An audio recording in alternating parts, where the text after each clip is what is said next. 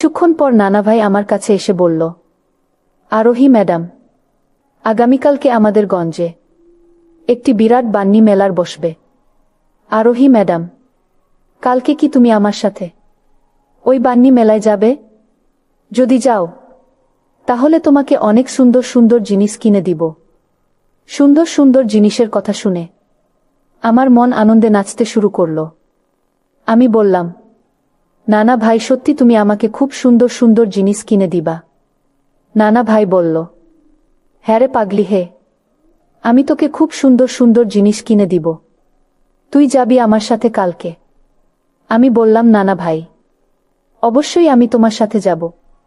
আমি যদি তোমার সাথে যাই তাহলে তুমি আমাকে কি কি কিনে দিবে?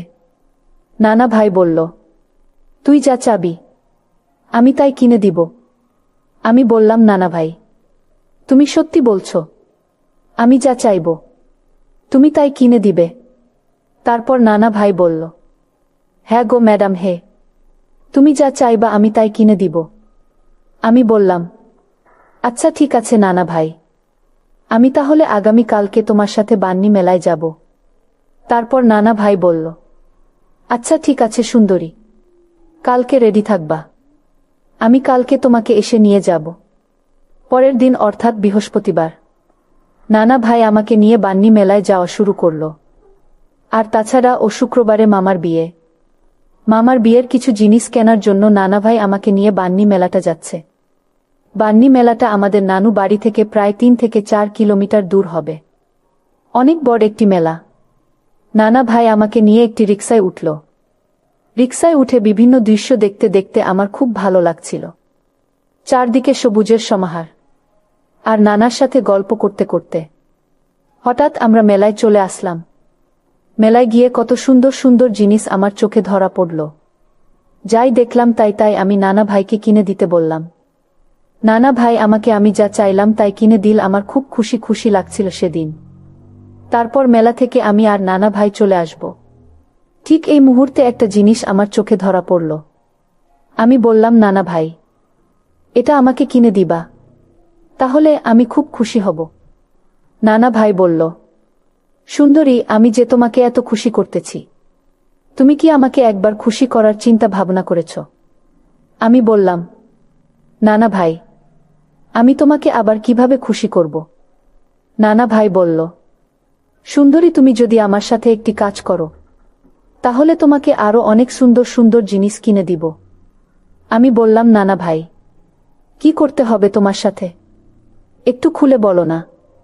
নানা ভাই বলল, তুমি যদি আমার সাথে এক রাত থাকো তাহলে তুমি যা চাইবে আমি তাই দিব। তোমার সাথে আমি কিছু করব না, আমরা দুইজন শুধু গল্প করব। আমি বললাম, নানা ভাই, এটা কোনো ব্যাপার হলো?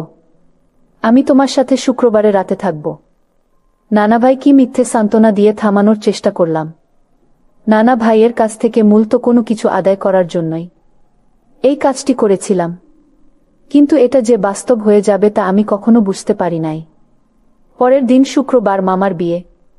বিয়ে বাড়িতে এত মানুষের সমাগম, আত্মীয় স্বজন, সবাই বাড়ি পূর্ণ ভর্তি ছিল। দেখতে দেখতে রাত অনেক হয়ে গেল। এখন শোয়ার পালা। যে যেখানে পারছে সেখানেই শুয়ে পড়ছে। অর্থাৎ বাড়িতে মেহমান অনেক বেশি, জায়গারও খুব সংকট। আমার আম্মু আমার নানুর পাশে গিয়ে শুয়ে পড়ল। আরও অনেক মানুষ। কোথাও শোয়ার আমি জায়গা পাচ্ছিলাম না। অবশেষে আমার আম্মু বলল, মা আরোহী, আয় তো দেখি, তোর নানার রুমে নি জায়গা আছে? তোর নানা রুমে যদি জায়গা থাকে তাহলে তুই তোর নানার সাথে শুয়ে থাকবে। তুই তো ছোট মানুষেই, সমস্যা নাই। তারপর আম্মু আমাকে নিয়ে নানার রুমে গেল। নানা রুমে গিয়ে দেখে সেখানে কেউ নাই, শুধু নানা একা শুয়ে আছে। অর্থাৎ নানাকে সবাই ভয় পায়। নানা অনেক রাগী মানুষ, কেউ নানার রুমে সহজে যায় না। নানা রুমে কেউ নেই, তাই আমার আম্মু বলল, মা আরোহী, তুই তোর নানার কাছে গিয়ে শুয়ে পড়, সেখানে কেউ নেই, খুব আরামে ঘুমাতে পারবি। আমি কি করব তখন? বুঝতে পারছিলাম না। আর মাকে তো এসব কথা বলাও যাচ্ছে না, কিছু করার ছিল না। ভাগে পড়ে। আমি আমার নানা রুমে। নানার সাথে শুইতে হলো। নানার সাথে শুয়েছি, কোনো সমস্যা নাই। নানার মনে যে এমন কিছু, তা তো আমি জানতাম না। আমি নানার সাথে গল্প করতে করতে কখন যে ঘুমিয়ে গেলাম বলতেই পারি নাই। গভীর রাতে ঘুমের মধ্যে হঠাৎ আমি অনুভব করলাম কেউ আমার সাথে এক অন্যরকম আচরণ করার চেষ্টা করছে, কিন্তু আমি ভয়ে তখন কোনো কিছু বলি নাই।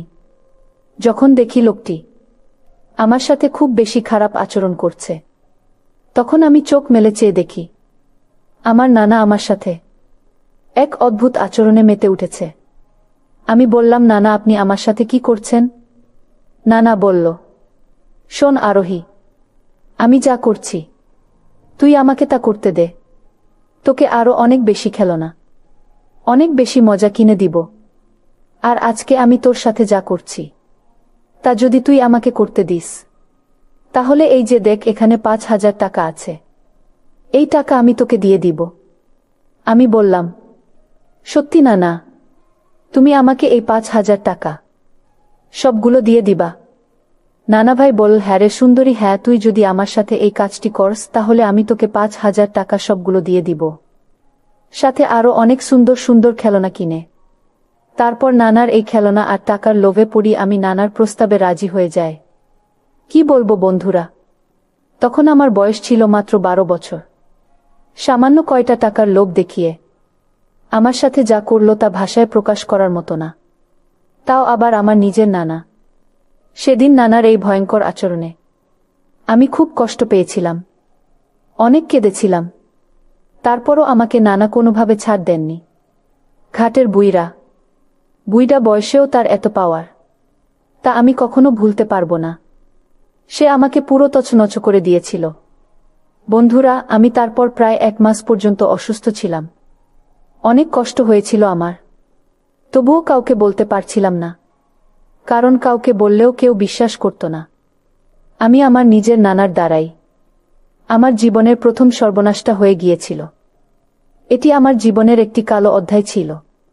খুব কষ্ট পেয়েছিলাম, খুব দুঃখ পেয়েছিলাম এই ঘটনাটির জন্য।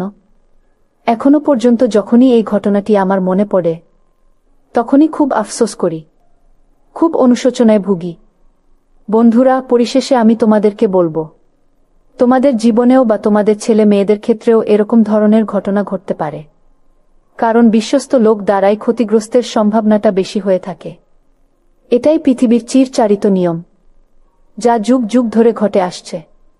সুতরাং আমাদের প্রত্যেকেরই উচিত আমাদের প্রত্যেকের ছেলে মেয়েদের প্রতি আলাদাভাবে নজর রাখা।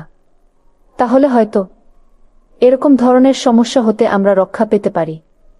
বন্ধুরা, আজকে এই পর্যন্তই। আবারও আসবো তোমাদের মধ্যে নতুন কোনো ভিডিও নিয়ে।